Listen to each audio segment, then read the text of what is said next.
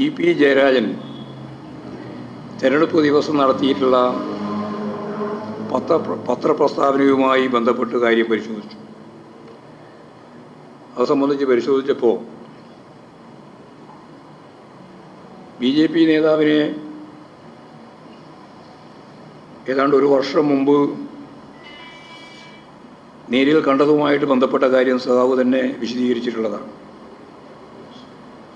അതുൾപ്പെടെ ഉപയോഗപ്പെടുത്തിയിട്ടാണ് വലിയ പ്രചാരവേല കുറേ ദിവസമായിട്ട് 26-ാം തീയതി മുതൽ കേരളത്തിലുടനീളം ചർച്ച ചെയ്തുകൊണ്ടിരിക്കുന്നത്. രാഷ്ട്രീയ എതിരാളികളെ പല സന്ദർഭങ്ങളിലായിട്ട് നമ്മളെല്ലാം കാണുന്നുണ്ട്, സംസാരിക്കുന്നുണ്ട്. അങ്ങനെ കാണുകയോ സംസാരിക്കുകയോ ചെയ്യുമ്പോൾ അവസാനിച്ചു പോകുന്ന ഒരു പ്രത്യശാസ്ത്ര കരുത്ത് മാത്രമേ തൊഴിലാളി വർഗ പ്രസ്ഥാനത്തിനും ഇടതുപക്ഷ പ്രസ്ഥാനത്തിനും ഉള്ളൂ എന്ന് ഒരുതരം പൈങ്കിളി ശാസ്ത്രം വെച്ചുകൊണ്ടാണ് നമ്മുടെ നാട്ടിലെ പ്രധാനപ്പെട്ട മാധ്യമങ്ങൾ ഉൾപ്പെടെ ചർച്ച ചെയ്യുന്നത്. ഇതിൽ ഉയർന്നു വന്ന ചില പ്രശ്നങ്ങളുണ്ട്. സഖാവ് ജയരാജൻ തന്നെ പറഞ്ഞത് ആസൂത്രിതമായ ചില നീക്കങ്ങൾ ഇതിൻ്റെ ഭാഗമായിട്ട് നടന്നു. വാർത്തകൾ സന്നിവേശിപ്പിക്കുന്നതിൽ, അത് പ്രചരിപ്പിക്കുന്നതിൽ ചിലരെല്ലാം അതിശക്തിയായ കമ്മ്യൂണിസ്റ്റ് വിരോധം വ്യക്തിപരമായിട്ട് തന്നെ ജയരാജനുമായിട്ട് ബന്ധപ്പെട്ട് നടത്തുകയുണ്ടായി.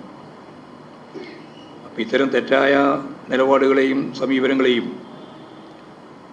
ഫലപ്രദമായിട്ട് പ്രതിരോധിക്കുന്നതിന് നിയമപരമായ മാർഗങ്ങൾ സ്വീകരിക്കേണ്ടി വരും. അങ്ങനെ സ്വീകരിക്കുന്നതിന് സഖാവ് ജയരാജനെ പാർട്ടി ചുമതലപ്പെടുത്തിയിരിക്കുക. അത്തരം കേസ് സംബന്ധമായ കാര്യങ്ങളും കൈകാര്യം ചെയ്യണമെന്ന് തന്നെയാണ് ഉദ്ദേശിക്കുന്നത്.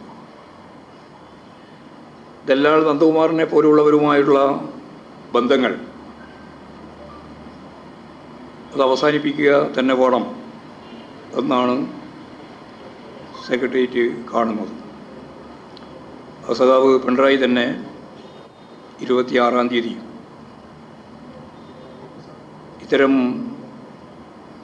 ദല്ലാൽ നന്ദകുമാറിനെ പോലെയുള്ളവരുമായുള്ള ബന്ധം ഇങ്ങനെയാണ് പ്രശ്നങ്ങളായിട്ട് വരിക എന്ന് അന്ന് തന്നെ സൂചിപ്പിച്ചിരുന്നു. അത് ഞങ്ങൾ പൊതുവായിട്ട് ചർച്ച ചെയ്തപ്പോഴത് ശരിയാണ്. നന്ദകുമാറുമായിട്ടുള്ള ബന്ധം ഉൾപ്പെടെ മുമ്പേ അവസാനിപ്പിച്ചിട്ടുണ്ട് എന്ന് തന്നെയാണ് സഖാവ് ജയരാജനും ചൂണ്ടിക്കാണിച്ചത്. ഇതാണ് അത് സംബന്ധിച്ച് പറയാനുള്ള കാര്യം.